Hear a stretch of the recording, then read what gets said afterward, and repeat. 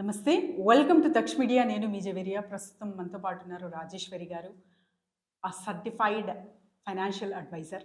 నమస్తే మేడం. నమస్తే. Rajeshwari garu, the best financial planning అంటే ఇన్వెస్ట్మెంట్ గురించి మాట్లాడుతున్నాను నేను. రియల్ ఎస్టేట్ అంటారా? గోల్డ్ పర్చేజ్ అంటారా? లేకపోతే షేర్ మార్కెటా? సో, ఇన్వెస్ట్‌మెంట్ ఆప్షన్స్ చాలా ఉన్నాయి.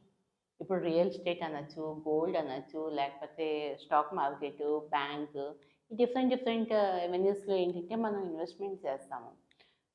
మనం ఏది కొనుక్కోవాలన్నా మనకి డబ్బులు కావాలి. సో, డబ్బు ఇచ్చి ల్యాండ్ కొనుక్కుంటామా? డబ్బు ఇచ్చి గోల్డ్ కొనుక్కుంటామా? లేకపోతే డబ్బులిచ్చి డబ్బులు కొనుక్కుంటామా? సో, ఇప్పుడు మీరు స్టాక్ మార్కెట్ అనేసి అంటున్నారు కదా! సో, స్టాక్ మార్కెట్ అన్నది okay. Stock market is the best option to earn money for investment. But stock మార్కెట్‌లో డైరెక్ట్ స్టాక్స్ కాకుండా నేనైతే మ్యూచువల్ ఫండ్స్ అనేసి నేను సజెస్ట్ చేస్తాను. Mutual fund is the best option for investment for anyone. ఎందుకంటే different goals ఉంటాయి కదా! Land కావాలి అన్నప్పుడు కూడా కొంత మనం డౌన్ పేమెంట్ చేయాలంటే కూడా మనం డబ్బులు ఎక్కడో అక్కడ ఇన్వెస్ట్ చేయాలి.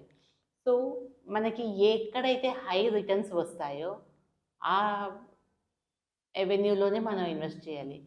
గోల్డ్ కొనుక్కోవాలన్నా కూడా నేను డబ్బులు పెడితే నాకు ఎక్కువ రిటర్న్స్ వస్తాయి గోల్డ్ కొనుక్కోవడానికి. So, land and gold is not investment actually. Land అనేది మన ఇంట్లో ఉండడానికి లేదా మనకొక ఫార్మ్ హౌస్ అది ఉన్నది అంటే మనం ల్యాండ్ కొనుక్కోవాలి. లేదా ఖాళీగా ప్లాట్ కొనేసి ఉంచేసాము అంటే దట్ ఈస్ ఇన్వెస్ట్‌మెంట్ అనేసి మనం దాన్ని అనుకోలేము. అలాగే గోల్డ్ అన్నది ఒంట్లో వేసుకునేదాకా బావుంటుంది. కానీ అది అమ్ముకోము. అది తీసుకెళ్ళి అమ్ముకున్నాము అంటే ఓకే. అది ఇన్వెస్ట్‌మెంట్ అనేసి అనుకోవచ్చు. బట్ అది అమ్ముకోము కాబట్టి అది ఇన్వెస్ట్‌మెంట్ కాదు. Exactly ma'am.